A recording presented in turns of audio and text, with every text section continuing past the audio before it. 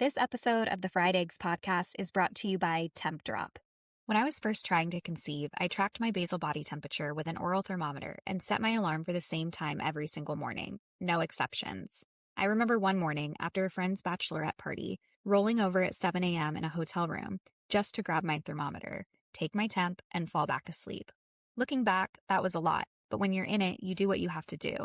And now that I'm postpartum and we're getting ready for our next round of IVF, my body feels like a bit of a mystery to me again. That's where Temp Drop has come in. It's a wearable sensor that tracks your temperature while you sleep, so the data is just there when I wake up. No alarms, no strict routine. It even accounts for those nights when I'm up for late night feeds or my daughter decides to let me sleep in for once. If you know what it's like to be deep in the fertility journey, or you're finding your footing again after having a baby, Temp Drop can help. Use code AFFriedEggs for 10% off your order.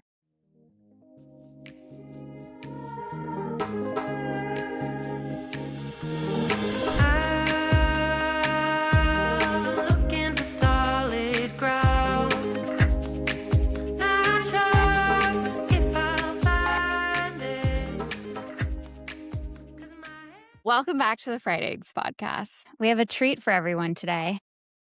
We do. What's our treat? You're Oh, I'm the treat. You're the treat. Present me as the treat. Yes. It is the much anticipated for us. I don't know if anyone else is anticipating.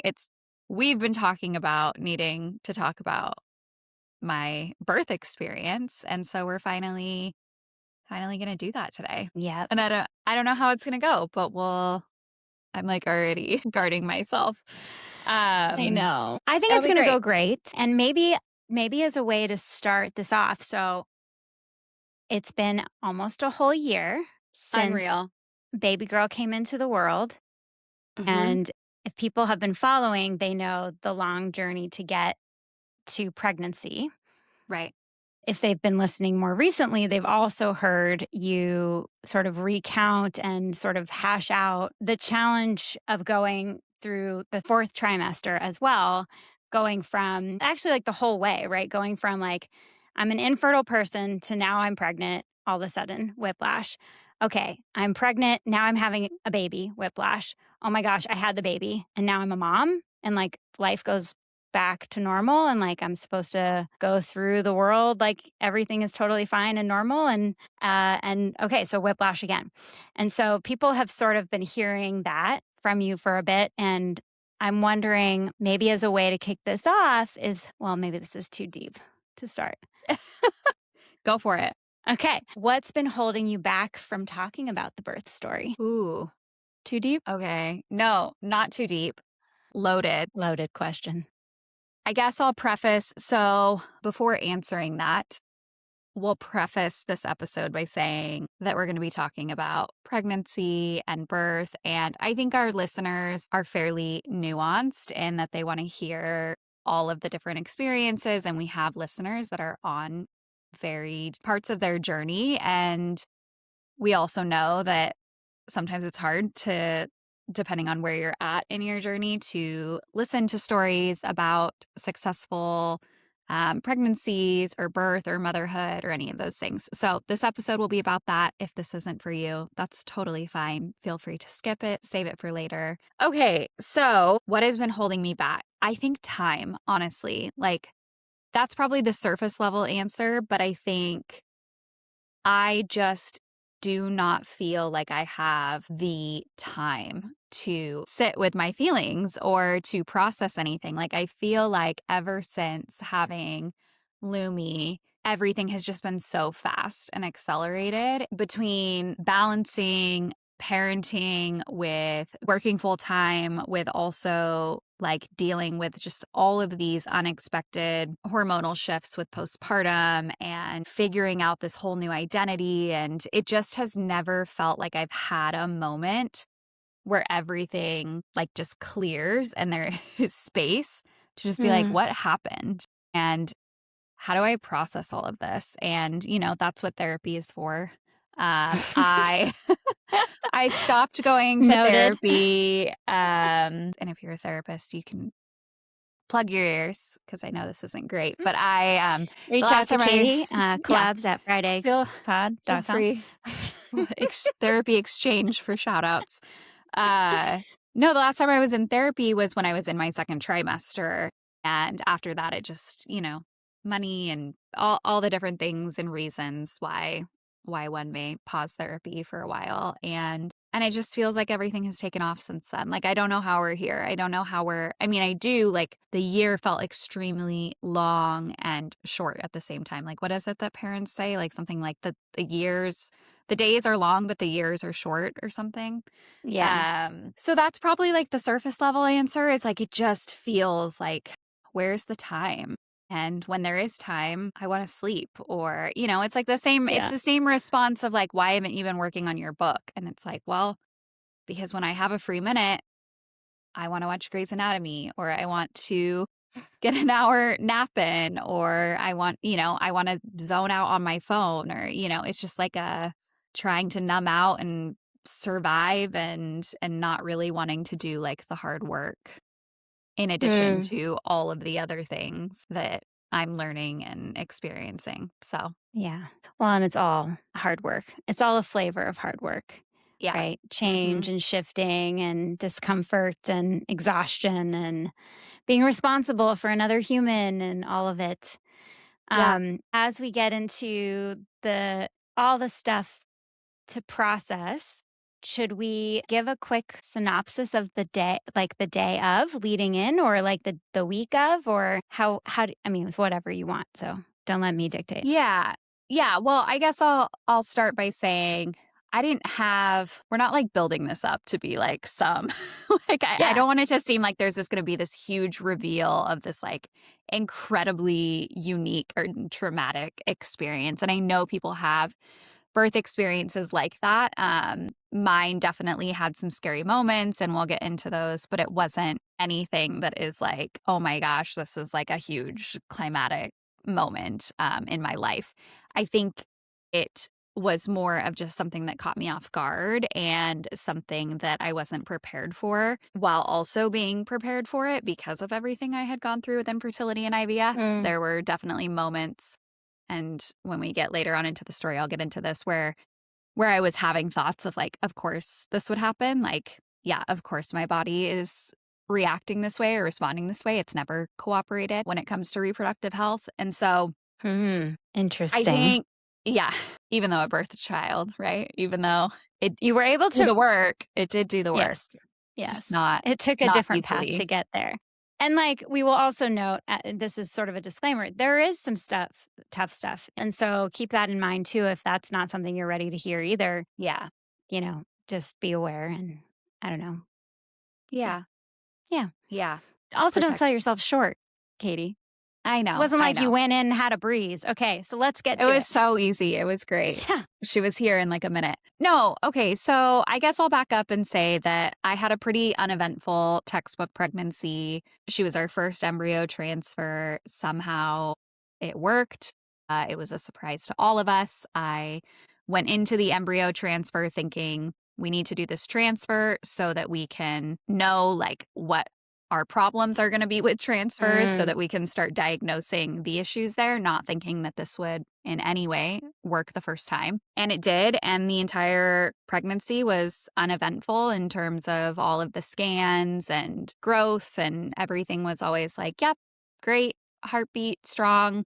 Measurements right on track. I guess I'll also note my body does very well with pregnancy. I don't experience a lot of intense symptoms, which I hmm. know is like one of those things where people are like, oh my gosh, you're so lucky. But also, anyone who has gone through this experience, like, knows that you want the symptoms because you're like, I Ah, want confirmation that this is real. Like, I want to be sick. I want to be puking so that I know, like, oh my gosh, I'm pregnant. And that wasn't my situation. And so there was a lot of doubt of like, does this mean something's wrong? Does this mean that the pregnancy's not progressing? And so once we got through the first trimester, I felt like I could breathe a little bit more. Once I started being able to feel movement, it became a little bit easier to accept, like, okay, like this might actually be happening. I did in the second and third trimester start experiencing just like a lot of stress on my body. I had really bad sciatica, really bad pelvic pain, typical pregnancy woes, but like was not running any marathons. I'll just say that. We Was did learn that you did 1 mile I did while 1 mile pregnant. at like I'm so 11 proud. weeks. I was so So proud. proud. I was like, Yeah. I'm gonna do this my whole pregnancy and Yeah. then never did it again. Yeah. Um, but I was pretty adamant with so when I switched over from, so when you go through an IVF transfer, generally you have your graduation from your clinic after your first few initial ultrasounds, and you graduate and then you go to your OB, which is like, it feels very much like a parent sending their child off into the world. Like you have no idea.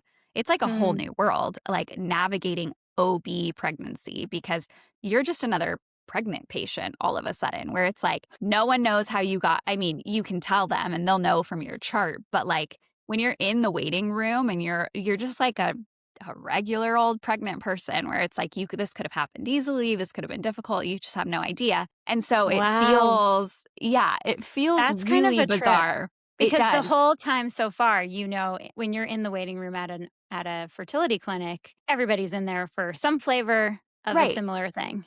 Exactly. And like when you talk to your RE, like you're going to have a story and there is going to be Mhm. some problem, or and I should also note, one of my sisters was pregnant at the same time that I was. Her daughter was born 6 days before Lumi, and so that was really Incredible. special because we got to do this together. But also, this is her third child, and so getting to compare my anxiety with her, just like experience with having like 2 ultrasounds throughout her entire pregnancy and never thinking twice about it, was Wow. fascinating. Yeah, so when I got sent off to Wow. my OB, thankfully my OB, I love her, and she was there from the beginning of my infertility journey, and she, was actually the one who removed my IUD, and then, I saw her multiple times when I first started trying, and so she was super excited for me and kind of understood the journey that it took to get there. But then we moved when I was about 14, 15 weeks to Long Beach from Pasadena. And so it was like this whole new territory of like, I'm finding a new OB, but also I'm having to communicate my entire journey to a different doctor every time, because my OB's office, which they're phenomenal. Like I think that really does make a difference in how this experience goes, but ours is a rotating clinic. So single time you go in, you see a different OB. There's like 6 or 7 of them. And so every time I'm like going over all the details with them again. And what I wanted to share is that I was fairly adamant from the beginning of these appointments with my new OB's office that I do not have a birth plan. My birth plan is to bring this baby earthside. I do not want to go any longer than I need to. I want to be induced at 40 weeks, medication, C-section, like literally whatever needs to happen. I don't have preferences. Like I know a lot of people have really strong preferences on how they would like to give birth and what kind of medications they want. I'm like, I literally just I don't care. I want to show up, I want to deliver this baby, and I want everything to be as medically invasive as necessary to make that happen. What was behind that? Yeah. Because you have preferences about, like, all sorts of things. Yeah. So that for you to sort of let go of any control there, where you've had, like, your fingers on all the control keys so far, what was behind that? I think that was my way of controlling it. The fact that, like, I don't want my body to do its own thing. I want to control my body as much as possible. So I don't want to let my body go past 40 weeks. Basically, like, I don't trust my body to do what it's supposed to do with this pregnancy. Like, we got my body pregnant. We have this like perfect embryo that science created, and it's now back inside of me, but I still don't know why I was never able to get pregnant. I've never been pregnant before. So there's still like a lot of mistrust with my uterus and what it could or could not potentially be doing with this baby. And so I want to keep a close eye on it. I want to monitor everything. And I want to make sure that as soon as this baby is ready to come out, we get this baby out. Does that make Yeah, sense? totally. It also sounds a little bit like, because you mentioned medication, C-section, whatever it takes. Yeah. You're sort of also handing the keys over to the team to be like, you guys figure it out. Like, Yes. what is the quickest, fastest, safest way to get Lumi here? Yeah, yeah. Yeah, that's exactly what it was. And I think I also I want to recognize too that I was willfully ignorant. Like I didn't want to know anything about birth. Mm, It was so actually fascinating to me as I was going through it because I did not want to be prepared. It was almost like I had really? done my part up until this point in terms of coming alongside my medical team and trying to get my body pregnant. But now that I was pregnant, it was like, I don't want to be in the driver's seat anymore. Like, I'm just here. I'm pregnant. Mm, Help me get this baby out. Tell me what to do and I'll do it. I don't want to know what the potential risks or pros and cons and all of these things are for these different types of delivery methods. Like, I trust your expertise. Like, just do whatever needs to happen to make sure that we're both safe. That was my philosophy going through it. it's interesting to hear you talk about that because it's such a juxtaposition to Totally. having to be driver in the driver's seat and having to we talk a lot about push the ball forward and where like all the momentum comes from you to get through infertility and get to pregnancy when going through IVF or all these extra treatments. At this point, it sounds to me like you just wanted to be like anybody else.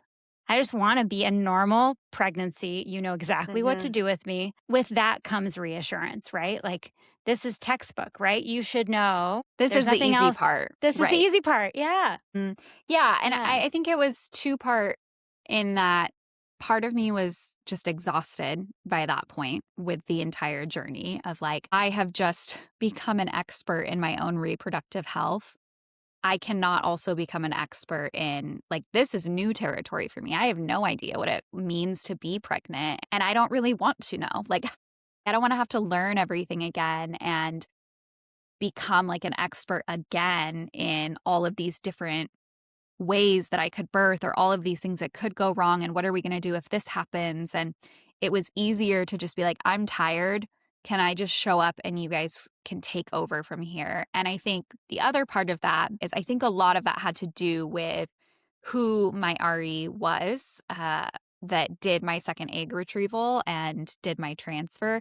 I had a lot of trust in my medical team and my IVF doctors from my second clinic. And I think those women are a large part of why it was easy to then go into this next phase and say okay, I trust the medical expertise of these doctors and also just their bedside manner. I think it probably Hmm. and may have been different if I would not have had a great experience with my OBs, but I really did. The team, they've all acknowledged the IVF pregnancy, all acknowledged the high risk aspects. They all were very open to hearing any questions I had or any preferences I had. And it really did feel like the royal treatment in terms of pregnancy care. And I'm really grateful and fortunate for that.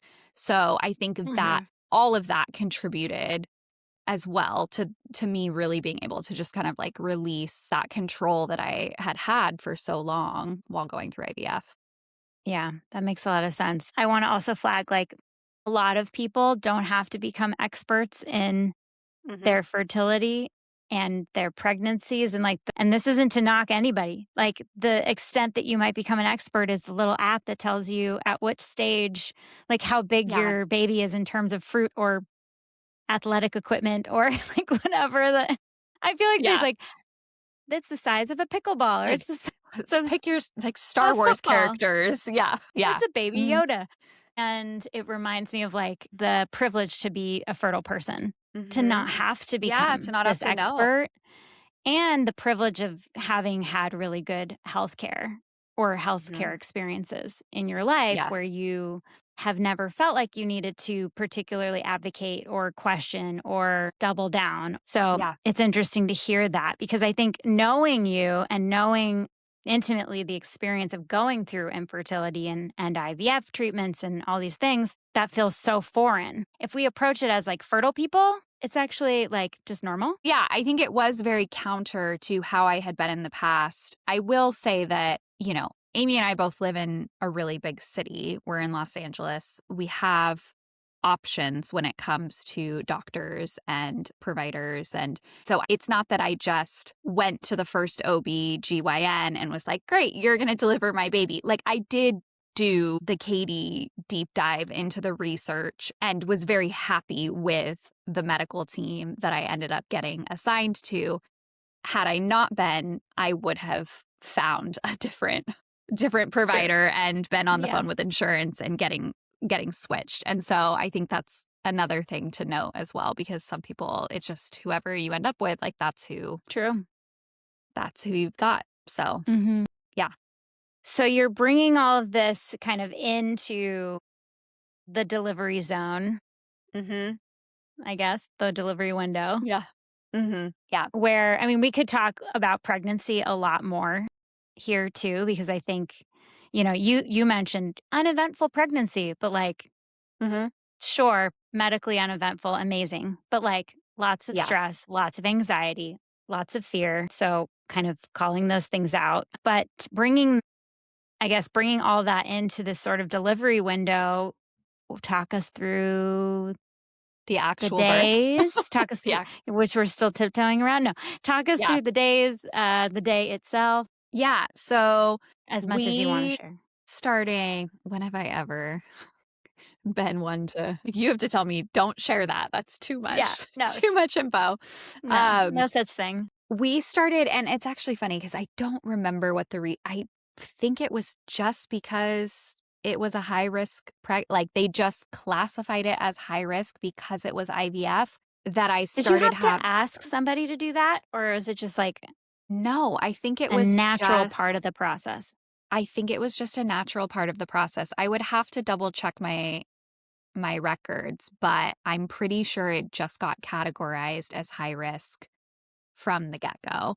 And so because I saw a high risk doctor in Pasadena 3 or 4 times throughout the pregnancy as well for the anatomy scan, for the NT scan, but also for a couple of other appointments, because you go to a different, what are they called? Maternal fetal medicine doctors for those types of appointments where you do like the more in-depth imaging, and that's not usually at your OB's office. So that's typical regardless, from my understanding.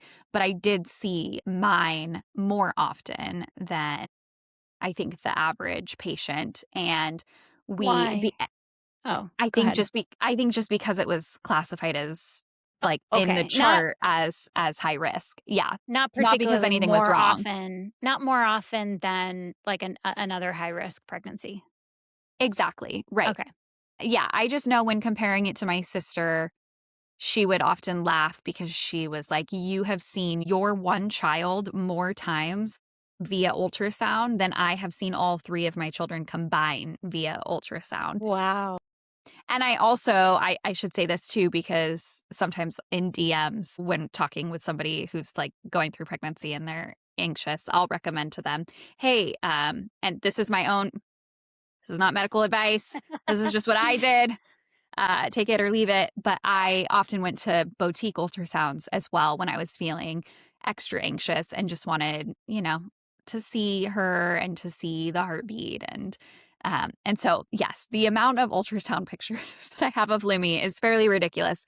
But starting at about, I think it was 34 weeks, I started getting NSTs, which are non stress tests. So, in Mm, addition to going and seeing my OB, at that point, I think you start going every 2 weeks and then every week up until 40 or up until delivery. I was also going twice twice a week for non-stress tests, which that was going to my OBGYN's office. They hook you up to a machine, or like have like a band on your belly, and it just monitors the baby's heart rate. I'm probably not going to be describing it medically like accurately, but they would be watching her heart rate. And especially like as my contractions started, they wanted to see how her heart rate responded to the contractions. And that kind of gives them a good idea of, is she doing okay? Or like, do we need to get her out? And so the last yeah. NST appointment I had was the day before her due date.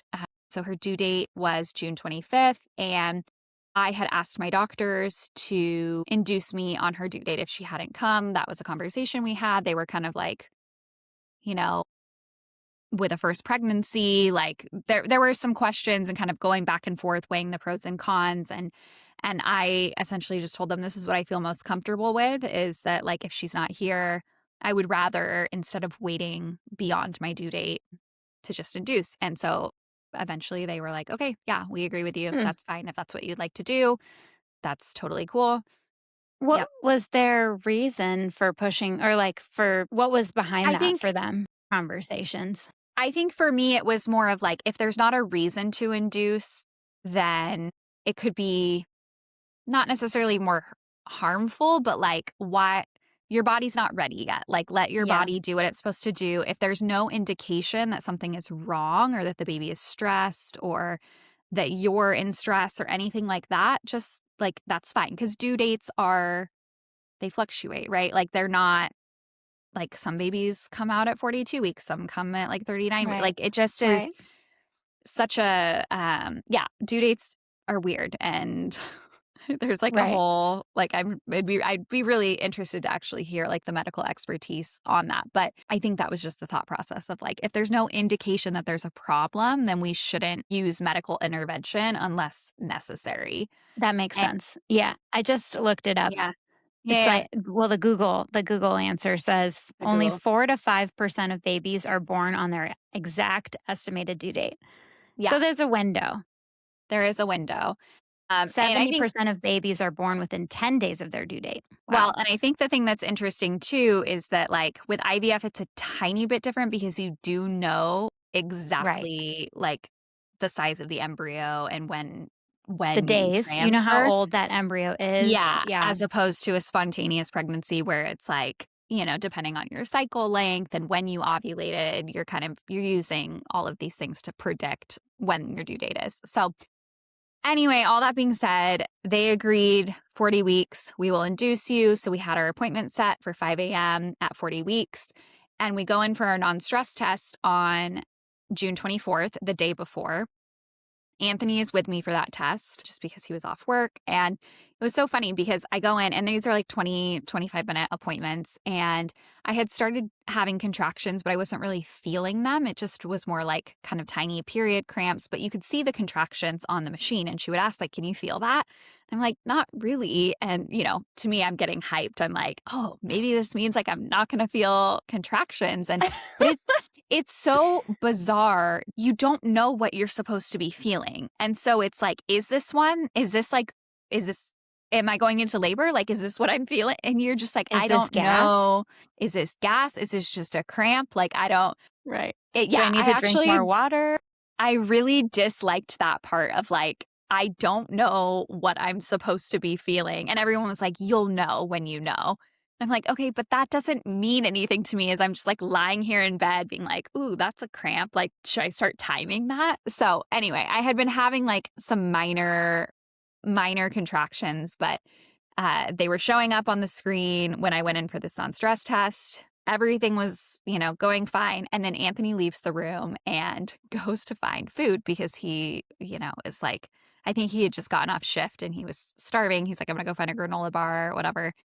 And of course, as soon as he leaves, like then something happens. And so essentially what happened is like I would have a contraction and then her heart rate would not respond in a way that they liked. Like I think it dipped for too long or it didn't spike soon enough after the contraction. And so something indicated to them like, hey, we don't really like how she is responding to the contractions. So they called in my OB and she comes over and then Anthony comes in the room like 10 minutes later as she's like debriefing me and talking to me. And I'm like, we're going to the hospital. And he's like, what? Like, what did I miss? Like, how did this happen?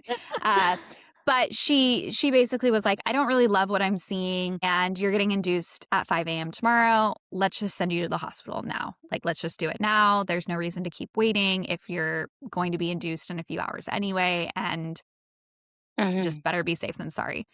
Mm. Yeah. And so we're Don't like, love that. okay, I guess well, it's funny because I actually wasn't concerned about it. Like I was like, great, we're going and having a baby. Like, and I wanted to come home. I wanted to walk our dog Kaya. I wanted to take a quick shower. And Anthony's stressed. He's like, the doctor said, go to the hospital now. Like, we need to go home and get your things. And I'm like recording videos. I'm like, okay, like say goodbye. And Oh. but yeah, so Yeah, you we get recorded a video in your car I in the park did. in the driveway. Yeah, and then we get to the hospital and I'm like recording and I'm like, look, they have like a newborn and how are you feeling? He's like, get your ass in the hospital. Like, what are you doing? So, Oh my yeah. So, gosh. I so I love it. check He it just kicks in. into high gear. He just, oh yeah, total like firefighter mode. Just like, we're going, like, let's go. And so we get to the hospital and check into our room and I'm like, still kind of like, is this actually happening? You know, they walk me back and I ask them like, oh, is this just where I'm like hanging out for a little bit? And they're like, no, like when you leave this room, like you will have a baby. Like this is where you are giving birth. And I'm like, oh, okay, great. And so we settle in. I was working on the podcast. Right. Oh yeah, We you had a pushed out an podcast episode. episode. I did. Yes, I was like Yeah. finishing edits and trying to publish and but it's like all like pretty uneventful in the beginning. They're just kind of, change into your gown, get set up and you're setting all of your things out and kind of settling in. They're hooking you up to the monitors and this is probably the part that's most important about the story and the thing that I think about most often when I think about if and when I'll ever give birth again is that my body was not ready to have this baby. Like I was not in labor. And that's what induction is that like we're going to Mhm. induce you, but your Mhm. body does not know that it is time to have this baby. And so, yeah, it was like all methods are coming out to get you ready. And so I got a Foley balloon, which I've shown you the You photo of showed it. it to me. Yeah. Yeah. Yeah, yeah. Well, because you were like, "Hey, have you had one of these?" And I didn't know what you were Yeah. asking about, and I was like, "Oh, I've had balloons in my uterus many times." And I was like, Yeah. "They're like nothing." And you were like, "That was the worst pain I've ever experienced in my life." And then I It was realized that they are in fact very different. So I think I knew I was getting it before they told me that I was getting, or before like it happened, because I'm pretty sure I had hopped on Reddit and was like reading like kind of expectations, and as I specifically wanted to know in comparison to the HSG, like what are we talking about with pain level here? And my doctor was wonderful. She was like, we will stop whenever you want to stop. Like, you let me know if you are feeling too much pain. We will stop. We will give you more. Because they offered me morphine. They were like, do you want morphine before we start this? And I said, no, like, I've gone through a lot of procedures. And so I'm not really sure in terms of pain tolerance. Because once they start the drugs, then it's like you're kind of bedbound and things. Mm, Things start to right.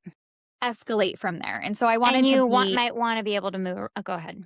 Yeah, exactly. Yeah. My mom was on her way down. It was kind of just like, let's You like wanna be able to try move to around, you wanna be right? able to move around, you wanna be lucid. And Mm. so, I was like, let's just try it and see what happens. And so the Foley balloon, for anyone who doesn't know, feel free to Google it. I think a visual will probably do better justice than an explanation. But really what they're doing is they're putting like a deflated balloon into your it's not going into your uterus, It's right? It's just going going it says it goes through your cervix. It goes through your cervix. So the purpose of it is they inflate Physically it. open sorry, you go. No, no, no. Go read what you. Okay. Placed into the cervix to physically open, quote, "ripen" the cervix and jumpstart labor. So it seems Mhm. like it's going into the cervix to, like, start opening the cervix up. So it's forcing dilation is what it's doing. So if you think Ugh. about your cervix and when you're pregnant, your cervix is closed. And then, they talk about like, oh, you're 1 centimeter dilated or and I think you want to get up to 10, I think is what it is when it's like push Mhm. time. And Mhm. so this tool is to help open the cervix, to start dilating it. And so the way it was explained to me is that the Foley balloon is inserted into your cervix, deflated, and then we will inflate it. And basically, it becomes like a balloon that sits against your cervix. And once your cervix has opened up enough, then we can just like pull it out. So like it will fall, like kind of fall out, slide out on its own once your cervix is big enough for it to like go through. So it like it's forcing your cervix to dilate. Oh my God. It's like a torture So device. So, I It's obviously have not been through that, but the just little inkling in my brain of, like, when you go in for and they have to, like, use the speculum, Mhm. Yeah. Mhm. when they've just had to, like, fish a little teeny Just a little catheter through my cervix, I have yeah. been, like, doubled down in, like, breathing techniques. I can't imagine what that experience is like. Yeah. Well, and I Man. feel like my anatomy's never kind of been the issue with my fertility stuff. Like we've talked about this before. Like I think some of the things that you've experienced have been excruciating, Mhm. where for me they've been a little less painful. Like my cervix is always we'll get to this later, but I actually had an OB appointment today and they did a cervical check and she's like, you're gonna feel a lot of pressure. Like take a deep breath. And I'm like, okay, I'm not feeling anything. And Wow, it's yeah. kind of always been like that for me, except with like the HSG. Like those are things where I'm like, this is truly horrible. And Mhm. this was on par with that. This was like, Worse? I think I lasted for maybe 30 minutes, and then I was like, all right, I'm ready for the morphine. Like let's get the drugs Wow. going. And so, Well, an HSG is not 30 minutes, it's like 15 seconds, so well, because jeez. so they put it in and I don't remember really feeling like once it's in, you're not feeling like a ton of pain. It is uncomfortable. It's when they come in to check it and they like tug on it to see. It's just yeah, it's like the kind of like where it makes you nauseous, like you feel like you want to throw up. Like it's and I'm like, nope, I'm done. I've already decided I'm taking medication, so like let's just start it. We did that. And then I believe shortly after that, we got the epidural. My contractions had not really started up. We did do Pitocin, but we didn't do Pitocin until later, I think. I don't really, and I want to say this. I don't really remember like the order of events. I'm recapping here. I could probably pull Mhm, Anthony in or somebody to like be like, no, this is exactly how it happened. I'm just reciting it as it happened in my brain. It kind of all started blurring together at a certain point. mhm. But like I said, everything was kind of used to try to get my body to start going into labor. And once I got the epidural, because I did start feeling like some contractions and was just like, this is excruciating. I don't want to do this for any longer. So let's just do the epidural. The epidural was actually like pretty scary. That Yeah. I was surprised with how anxious that made me. I didn't think that it would, but with how just like still you have to be with the way that,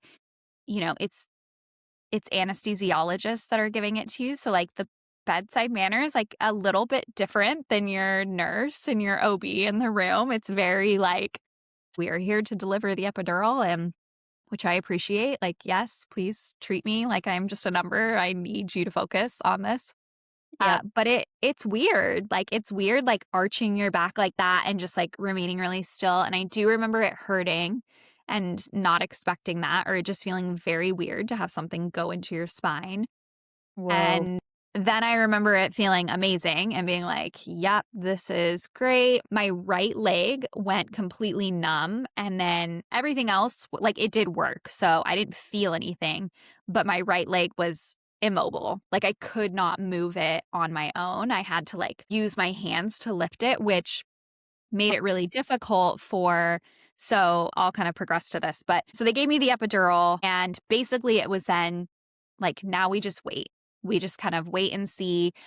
I think the balloon came out when I was like halfway there, like half dilated, which I think is like correct. Like, I think it's supposed to come out around that time. Mm, Because I remember it coming out before I went to sleep, and when it came out, because they pulled it out with the epidural, or after I'd gone the epidural, and I was like, "This is great, like, I don't feel anything at this point, like, leave pull it all in you there. want." Yeah, like, whatever, Blow it and up. that's when I'm like feeling a little loopy at this point. So I'm like Yeah. taking photos. I'm like, can I take a picture of that? They're like holding it up for me to see. And yeah, I mean, it was like a good size, like tennis ball after it came out. And so Wow. so that happened, and then it was just kind of like we're monitoring you throughout the night. So they have this thing called the peanut pillow, I think is what they call it peanut something. Mhm. And basically they just like rotate you every 30 minutes to hour in different positions to try to get like your body moving and things moving. And I'm completely numb. So like they're coming in and like I'm just dead weight and they're like moving me into these positions and like moving my leg here. And so that was an interesting experience. I don't think I would want that experience again, because you are very helpless. Like, you're just Mm. like, I can't do anything on my own at this point. I'm hooked up to all of these machines and drugs, and you have the band on your belly. So, like, they're monitoring baby's heart rate. Anytime her heart rate would do something weird, the team rushes in and, like, is then readjusting things to check to make sure everything is fine.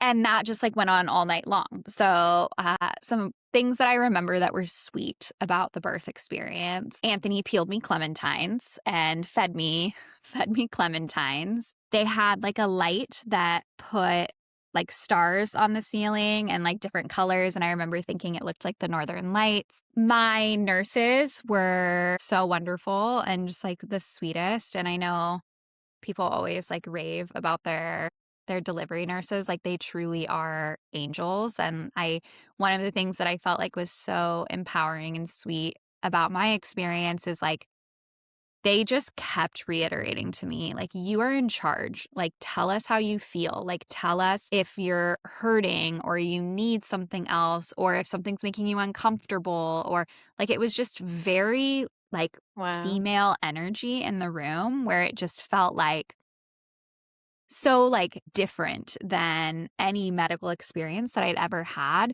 and, like, that was just, like, very comforting. It was at about the 24-hour mark, so we checked in around 1 p.m. on the 24th, and it was, like, 11 a.m. on the 25th that they checked me, and they were like, "You're 10 centimeters," and I remember being shocked when they checked me and she was like, "Yeah, like, you're ready to start pushing."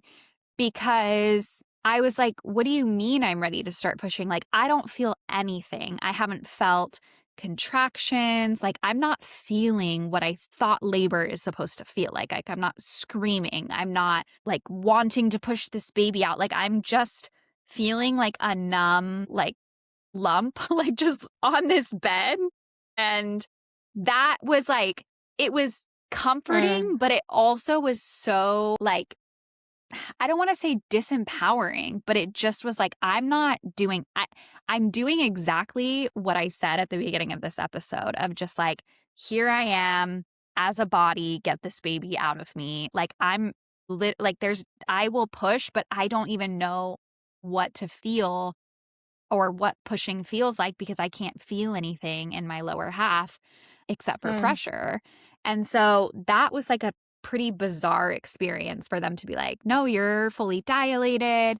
It's time to start pushing." And so my doctor comes in, everybody starts like gloving up, and then it's just like, get your legs up in the air, and they're like, "We're going to coach you through pushing." And like, had no idea what I was doing. I'm like, I'm just, like, doing what I see in the movies at this point. Like, okay, I'm sure 1, 2, 3, like, hunker down, push, and I just felt so inadequate and also, like, now looking back at it, like, a little too eager or trusting by just, like, pushing as hard as I can and just, like, trusting that, like, all of these devices are keeping me safe and, like, I can just push as hard as I want and this baby's gonna come out and everything's gonna be great, and here we go.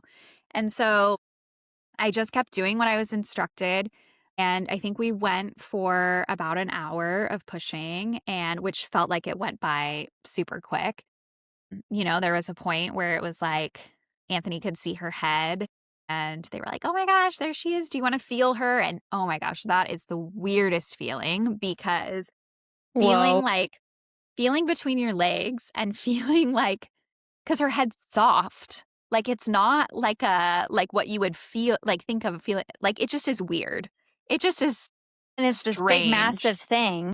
It's this big, massive thing, so you're just feeling like this, like, little patch of hair in between your vagina where you're like, "This is," and you're on drugs, and you're on doing something that you've never done before. Like, it's the whole thing was bizarre. And And it's cool that you did that, though. I think yeah, sometimes we might get in our own way, but, like, what a yeah. crazy thing to Well, get to do.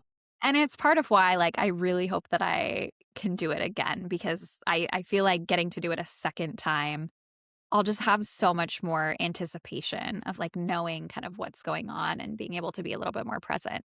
But we got to a point in the pushing where I think I got overexcited. And I am going to tell this next portion of the story through my lens and my perspective, not through a medical lens or medical perspective, because I don't truly know how it works or what exactly happened. I just know, like, how it felt in my body and what my conclusions are of, like, why this ended up happening. In my retelling of the story, I got a little too eager and excited of, like, she's crowning, like, we see her, I'm gonna be able to get her out in the next push or 2. And I also there was, like, a competitiveness that came over me of, like, "Oh, this is awesome, like, I'm gonna do this, like, I'm gonna get her out now," and really Mm. just, like, hunkered down. And there was a moment when I was pushing the final time where they had me pause, and I don't remember why they had me pause, but I was like, I had pushed, and I think they were adjusting something, or I'm not really sure what it was, but it was like a 10-second pause, and I remember feeling burning and feeling like I need to keep pushing. And then we pushed, and I pushed her out. And then she was here, and it was like, oh my gosh. She cried immediately. She pooped as soon as she came out. Like, she was literally perfect. It was just like, she's here. She's healthy.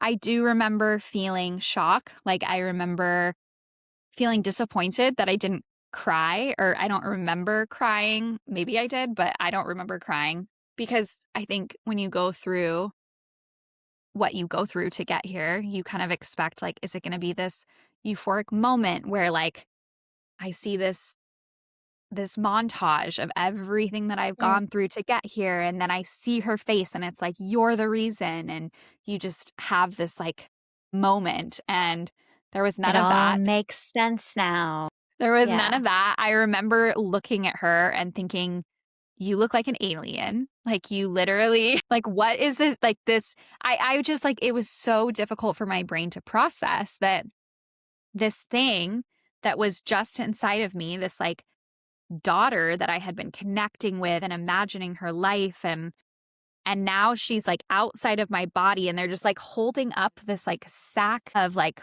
bloody, like, baby that's just, like, staring at me and, like, crying, and also, like, her head's still, like, a cone shape because she just Oh, came out of, yeah. you know what I mean? So it was Yeah. like, yeah, it was just this weird, like, "Hello?" Like, am I supposed to, like, know who you are? Like, are we connected? Because, Yeah. like, who are you?